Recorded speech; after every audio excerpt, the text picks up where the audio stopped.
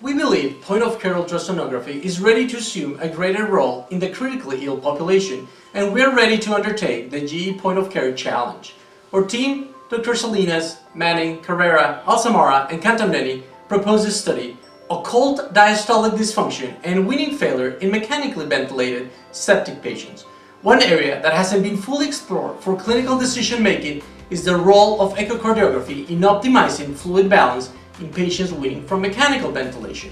We hypothesize that we can optimize the liberation of mechanical ventilation by identifying patients who have abnormal left ventricular filling pressures during the weaning process.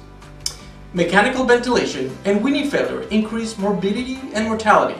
The number of patients who fail an SBT, spontaneous breathing trial, due to diastolic dysfunction remains largely unknown in the sepsis population, but is likely underestimated. One way to mimic the cardiovascular effects of weaning is with the leg raise test, as it has been shown to unmask diastolic dysfunction and the inability to increase cardiac output with preload augmentation. We plan to enroll patients from Catholic Regional Medical Center that will undergo lung and cardiac ultrasound the first time they meet criteria for an SVT. Doppler measurements of transmitral flow velocity, E, and mitral annular tissue velocity, E', will be recorded. E-to-E ratios will be calculated before and during an SVT and during passive leg raise test.